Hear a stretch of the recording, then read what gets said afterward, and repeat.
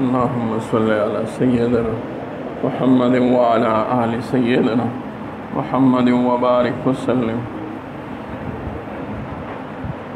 عن أبي موسى أشعري رضي الله تعالى عنه قال قال رسول الله صلى الله عليه وسلم إذا مرض العبد أو سافر كتب له بمثل ما كان يعمل مقيما صحيحا. وعن أبي موسى أشعري رضي الله تعالى عنه قال قال رسول الله صلى الله عليه وسلم أطعم الجائع وعود المريض وكف العان.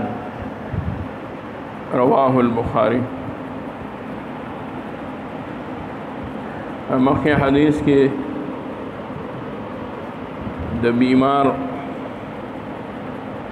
بنده د عبادت ثواب د صحت په لحاظ چې څومره کړی وي نو هغه عمره به ورله لیکلی شي. نبي علیه السلام وفرمایل او په کور کلي کې او په ښه امن کې چې کوم عبادت کړی وي نو که سفر کې بیا ونه کړي نو الله به ورله بیا د هغې ثواب ورکوي. که هغه شان نشي کولی یعنی نوافل کوي او بیا فرایض نشي کولی نو الله به ورله د نوافلو ثواب ورکوي. او که ذکر مخکې کو بیا هغه عمره ذکر نشي کولی نو الله به ورله د هغې ثواب ورکوي.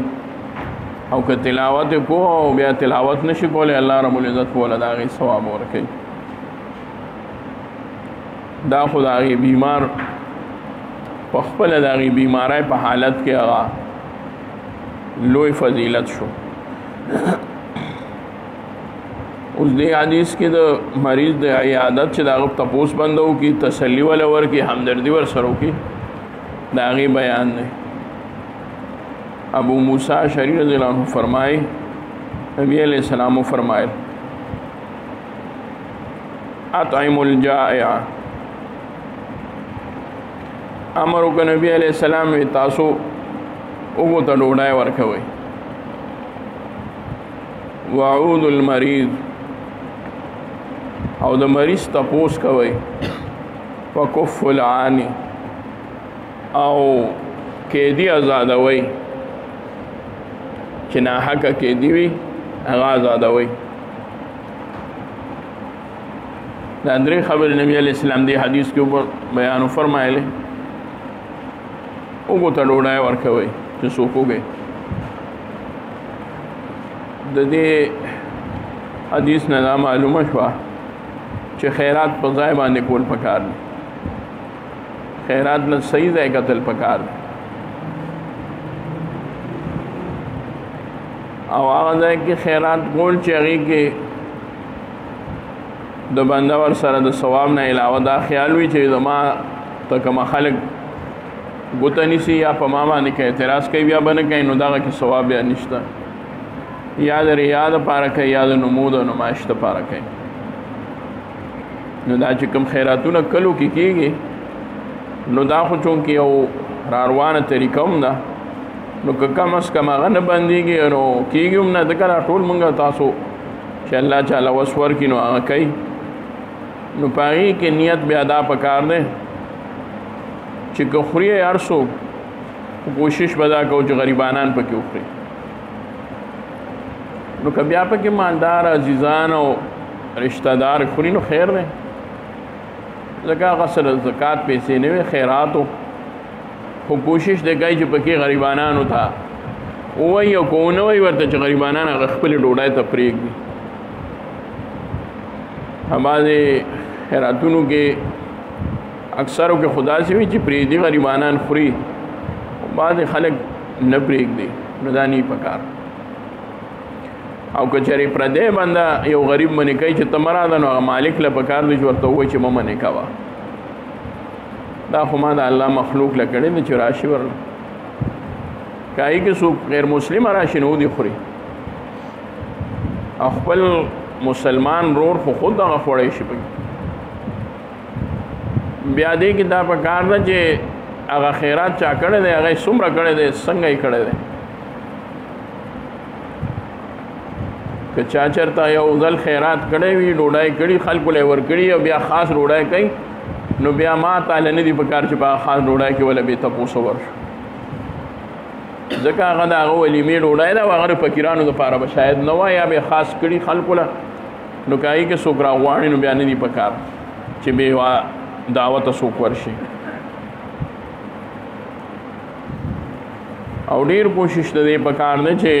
وګي ماړه کی وګي بند ماړه کی ماړه یې الله خو بند ورله الله وسیله جوړه کی بده د الله شکر استل په کار دی چې الله دا رزق خوستا دی او تی ولا ورکه ستا څومره لوی کرم دی چې زما په لاس وی ولا ورکه نو اطعم الجائع طعام ورکوي اوږي ته اوږي مړوي او بیا اوږي له هم په کار دی چې هغه وګوري چې دا ډوډۍ د ماله کړې ده که زما کور له کړې ده ځکه عموما خیرات زمونږ خلک هغې ته وایي چې خلک ورشي وخوري نو غریبانان چې دی خوري کمه وړي ډېره اوس خو تیلی شوې آسان کار شو خو دا اوس چې ورله کمې تیلی راویستې دا ډېرې ښې دي که خو به ګرمې وریجې څه هم کټینګې شي او خو ایله به نه شلېږي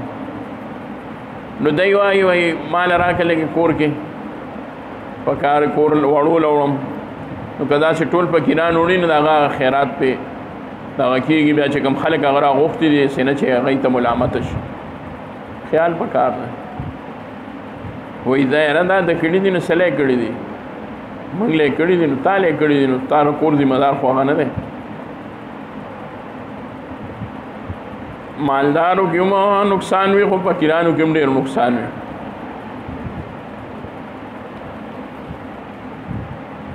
اوږي مړوي اوږي بعضې خلک ډېر لوی تکلیف په ځان تېروي او صدقې کوي خو بې ځایه کوي ما یو ځل مې مخکې هم دا ویلي وم یو صاحب بیا مې صحیح نه که راځي خو کله کله یو وینم د خپل یعنې یو کار شروع کړو ما ورته وی ما ته یې وی چې یاره زه خو یو کار کوم ما څه وی جمعې مونځ چې وشي نو زه ما ډوډۍ پخ کړي خیر سي دا نه ګورم یعنې چې ښه خامخا څه ولا سیوا خو کټوی مې پخ کړي ډوډۍ مې پخ کړي بس لاره کې ودرېږم چې څوک په لاره تېرېږي ورته هم راځئ ډوډۍ وخورئ ما بس لګیا ہے ووی دا خو زه ډېر وخت نه کوم یو عالم یاد که هغه راته وی چې ډېر ښه کار کوي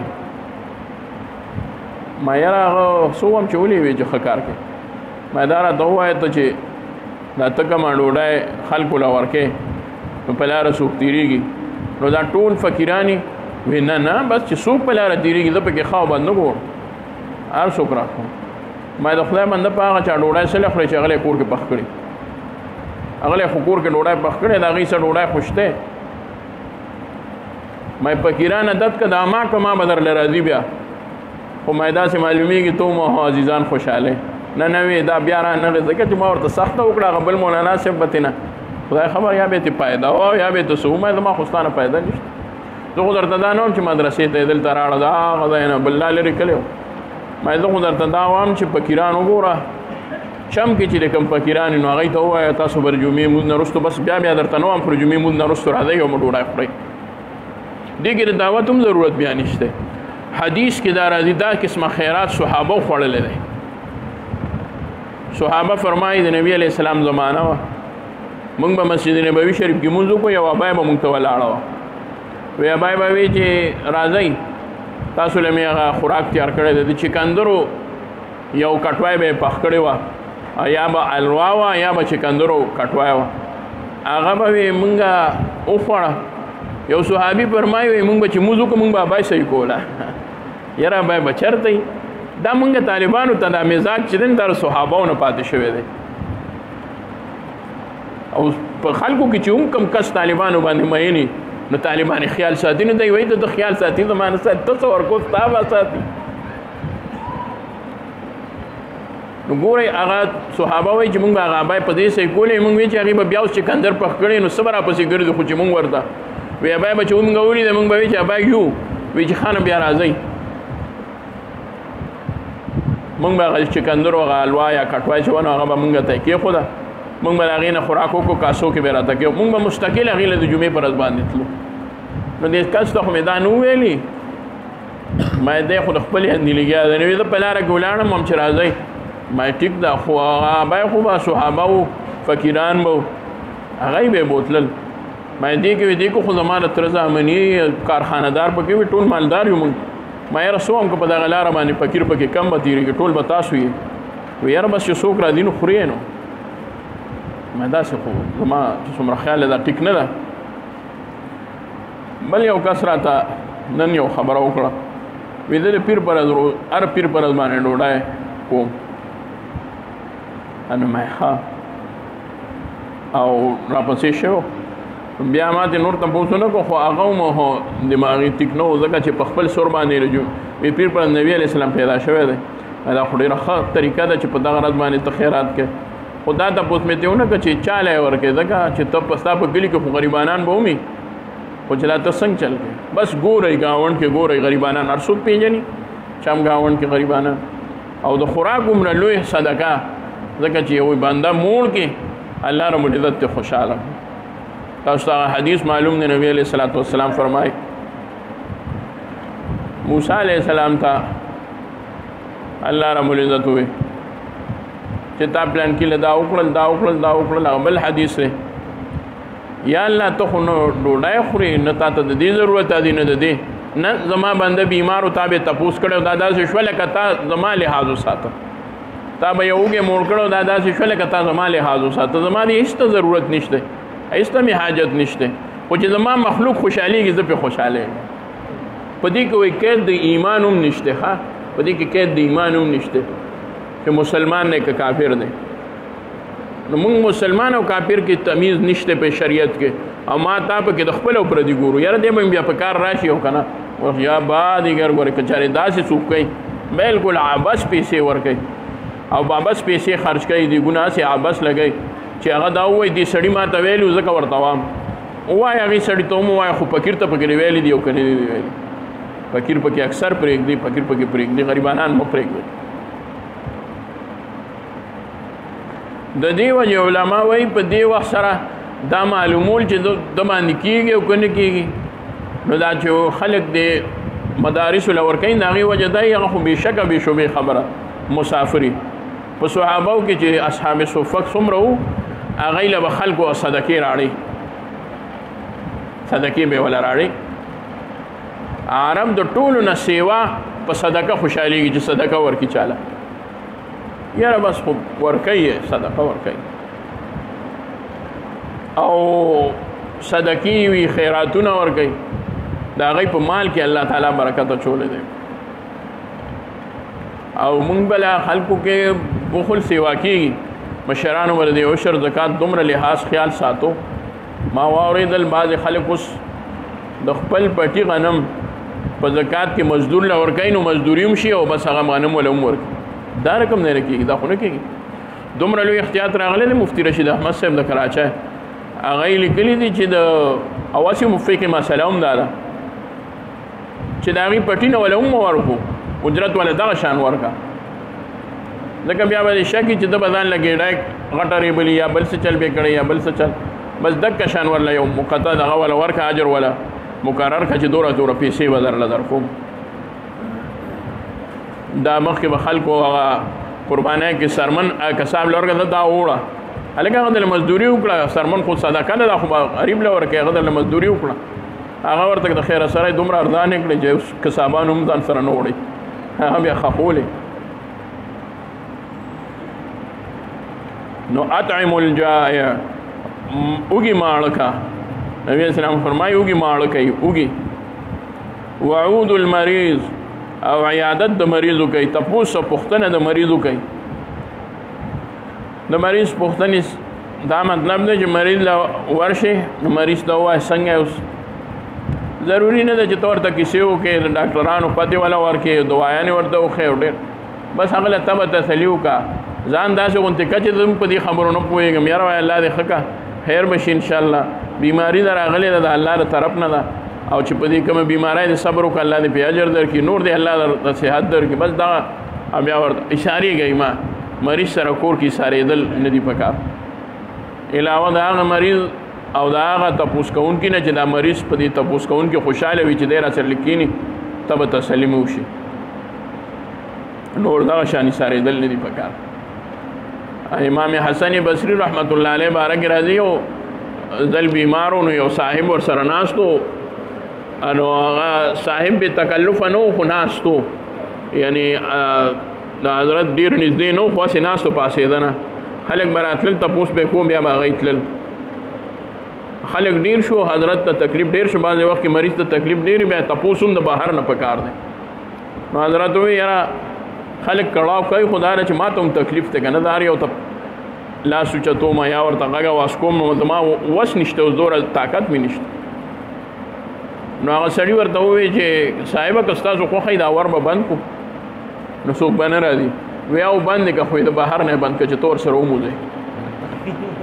پې بند دی که او بند دی که خو بهر نه بند که هغه لړ چې زنځیر یې واچو نو هله پوه شه حضرت ورته دا ونه وایي چې تور سره وځئ چې زنځیر یې واچوي وایي دا خو زه هومره بهر راویستم چا ورته وي تا وی بد کول که نه وي تا هغه سره ناست وي ټولو نه ډېر بوج خو پې ته وي بوجکوی به نه ځان چېرته به ځان نه بوجکوي پوه شئ نبي علیه صلات وسلام محبوب یو ځل ورسره یو کس خبرې کولې بل کس داسې کړ وی دی تا ته نه وایي دی ما ته وایي دا خبره کوي ته ولې رانږدې شوې ته څه کوې په ګنټو ګنټو بعضې وخت کې موږ سره میلمه ناست دي موږ و خدای پاکه دی ولې نه په زما نه پردیس ووایه پردیس سوال جواب دی څه دی زه بیا کسانو ته وایم هلکه اوس موږ دا طریقه جوړه کړه چې یو میلمه راځي نو هغه ښیي ځکه چې ګڼ کښېني نو هغې کې بیا یو کس څه نشي ویلی نو په نمبر راځي نو ښیي وکف العانی نبی علیہ السلام فرمایي قیدی آزاد کوي چې کم پناهه کوي قیدی نه مراد دا دی که یو قیدي داسې وي د چا پیسې وي پې پیسې ادا کا هغه قرض والا ادا کا هغه آزاد کا یا بې ګناه وي او چاته پته نه پای کې کوشش وکړه د صلح هغه آزاد کا یا در سره لاسو کې طاقت وي وزیر بل سي نو هغه آزاد کا کنه دا عرب ګوره په هر څه کې د سنتو لحاظ ساتي د اختر پر ورځ باندې چې په کومه ورځ هغوی پیدا شوي د خوشحالۍ ورځ راشي د جشن ازادۍ پر ورځ باندې دا قیدیان ازادۍ څوک وایي دي که خو ګناهګار ومو نه یاره بې ګناه د پانسۍ د هغې نه نه دغه کوي هغه خو به هغه چې چاپې کیس وي خو اکثر پکې دغه شانوم پراته ډېر نو هغه آزاد کړي زمونږ د ملک او د نورو ملکونو دا مزدوران چې هلته پراته دي ټول بې ګناه دي دی به څه کړي هغې له خو بس نو دی پکې آزاد کړي هغوی په زرګونو قیدیان په دغه ورځ باندې آزادوي نو مراد دا دی وکف العانی قیدي آزاد کا یا د قیدي آزادېدو نه مراد دا دی چې څوک په یو مصیبت کې ګیر دی د هغې نه آزاد کا یاره دا دیکان شو هغه غریب سره پیسې نشته هغه آزاد کا د دیکاني خو ځان له غلامي ده هغه آزاد کا دا چا اوس پیسې ورکړي هغه کس پې ځان سره ساتي ته ما سره دوره وخت نور پیسې ولا نه ورکوي په اشتو پیسو کې کړی خدای دې له وس ورکړی هغه له ورکړه پیسې وایي یاره بس دی ما ته پرېږده او هغه ته وایي زه خپل کار کوه دی وایي غلامان نشته وایي دا غلامان نه دي خلکو په پیسو کې راټینګ کړي بعضې په سود کې راټینګ کړي بعضې په بل څه هغه باندې رس تره ده هغه خیږي او نور پرېږده زموږ ملک ته وګوره که نه چې څومره بس را باندې وخت تېرېږي دومره را باندې هغه بوج د قرض سیوا کېږي هغه یې راله راکوي مونږ یې خورو نو بس زمونږ مشران چې خوري نو دا زمونږ خوراک ده نو بیا د هغې باندې سود خېږي اوس وایي چې بچی پیدا شي نو دی بس قرضدار پیدا کېږي او غټ ګناه یو که پاکستان کې چې ماشوم پیدا کېږي نو د ده نه هم بدقسمته ني چې قرضدار پیدا کېږي نو د ده نه بدقسمته بل شته عمده دنیا ده پکې یهود او نصوارا دي هغوی چې دی نو آکاګان پیدا کېږي زمونږ د به غلامان پیدا کېږي الله دې مونږ له د روح او د جسم ازادي راکړي مونږ جسمانی طور سره هم غلامان ذهني طور سره هم غلامان روحاني طور سره هم غلامان په مونږ د هغوی هغه ټول دغه راغلی دی دا حدیث صوبان سے فرمائے قال رسول صلی اللہ علیہ وسلم نبی علیہ السلام فرمائے ان المسلم مسلمان چې اذا عاد اخاه المسلم دی چې د خپل ورور مسلمان تپوسو کې د مریض لم یزل فی حرفة الجنة حتى يرجع نو دی په باغیچه د جنت کې تر هغه پورې چې دی لا کور ته نه واپس شوی یو مراد ته دا دی چې د روحاني طور سره دته دومره اجر او ثواب ملاويږي لکه په جنت کې چې د پاتې کیږي نو ور سره ګناوي نه په د چابوج وي نه په د تکلیف را دي دک شان دی هم دی او دوی مطلب دا دی چې دته خوشحالي محسوسيږي لکه جنت کې چې خفګان نشته نو څوک چې د چا سره د مریض عادت کوي نو دته روحاني تسکین ملاويږي لکه څنګه چې جنت کې خفګان نشته داسې د مریض په عیادت کې هم خفګان نشته او درېمه معنی دا ده چې دته به الله رب العزت ترقي ورکوي ځکه په جنت کې مدارج دي نو په دنیا کې به الله رب العزت دته ترقي ورکوي چې د تپوس د چا مؤمن مسلمان کوي حتی یرجع تر دې پورې چې دی واپس شي چې واپس شي نو د باغچې د جنت هغه لذت روحاني هغه وقتی طور سره ختم شي او دته ترقي میلاو شي چې دی واپس شي لکه څوک بهر ملک ته ورشي نو پیسې ګټي تر هغه پورې پیسې ګټي چې سونی واپس شوی خو چې واپس شي هم د هغه د پیسې خورسري که نه نو دی چې هم واپس شي د مریض د عیادت نه نو هغه ثوابونه او اجرونه به یې ګټلي لکه د دوبۍ نه چې سړی راشي لکه د بهر ملک نه چې سړی راشي دعا وکړه